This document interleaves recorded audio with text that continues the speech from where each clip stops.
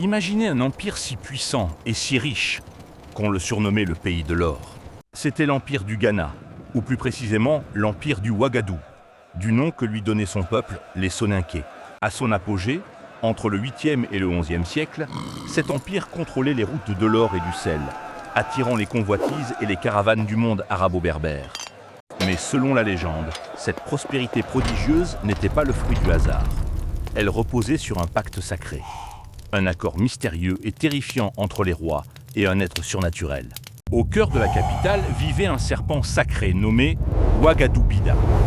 Ce n'était pas un serpent ordinaire, c'était un dieu serpent, un être de puissance et de mystère, dont le corps immense et les écailles luisantes inspiraient à la fois la crainte et la vénération. Un pacte ancestral liait le serpent à la famille royale. Ouagadougou Bida avait promis la prospérité éternelle à l'Empire. Il garantissait des pluies abondantes, des récoltes généreuses et surtout des mines d'or inépuisables. L'or coulait à flot dans le Ouagadougou, faisant la richesse et la puissance de ses rois. Mais ce don avait un prix. En échange de cette prospérité, le serpent exigeait un sacrifice annuel. La plus belle jeune fille du royaume devait lui être offerte. Chaque année, une vierge était choisie, parée de ses plus beaux atours, et conduite auprès du serpent. Elle ne revenait jamais. C'était le prix à payer pour la survie et la gloire de l'Empire. Le peuple vivait dans la terreur mêlée de reconnaissance, acceptant ce tribut comme un ordre immuable du monde. Les années passèrent, rythmées par ce sacrifice sanglant, jusqu'au jour où le choix des anciens se porta sur une jeune fille d'une beauté exceptionnelle. Elle était aimée d'un jeune homme du royaume, un guerrier courageux et fougueux, dont l'amour pour elle était plus fort que la peur du dieu serpent. Refusant d'accepter le destin funeste de sa bien-aimée, le jeune homme décida de se rebeller contre l'ordre établi. Il ne pouvait se résoudre à laisser celle qu'il aimait être dévorée par le monstre. Lorsque la jeune fille fut conduite au repère du serpent, le guerrier la suivit dans l'ombre. Armé d'une épée, il se tenait prêt. Quand l'immense Ouagadougou Bida sortit des ténèbres pour saisir sa proie, le jeune homme bondit. Un combat titanesque s'engagea entre l'homme et le dieu. Mais porté par la puissance de son amour et de sa rage, le guerrier parvint à porter un coup fatal. Il tua le monstre.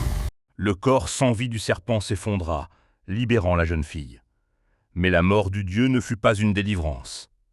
Elle fut une catastrophe. Le pacte sacré était rompu. La malédiction s'abattit instantanément sur le royaume. La tête du serpent, en tombant, libéra un vent violent et empoisonné. Une terrible sécheresse s'installa sur le pays. Les pluies cessèrent, les récoltes pourrirent sur pied, l'or se tarit. Les mines, autrefois si prodigues, devinrent stériles. Affaibli économiquement, l'Empire devint vulnérable. Les attaques des tribus nomades berbères, notamment les Almoravides, se firent plus pressantes. Privé de ses ressources et de la protection mystique du serpent, l'Empire du Ghana s'effondra, laissant place à de nouveaux royaumes. La légende du Ouagadougou Bida est bien plus qu'une simple histoire. Elle est inscrite dans la mémoire collective du peuple soninké. Elle raconte la fin tragique d'un âge d'or, expliquant par le mythe le déclin historique de l'Empire du Ghana. Le jeune guerrier, par son courage, a sauvé sa bien-aimée, mais a causé la perte de tout un empire. Un acte d'amour aux conséquences tragiques. Cette ambiguïté fait toute la force de cette légende captivante, où le bien et le mal s'entremêlent pour nous raconter la grandeur et la chute d'une civilisation.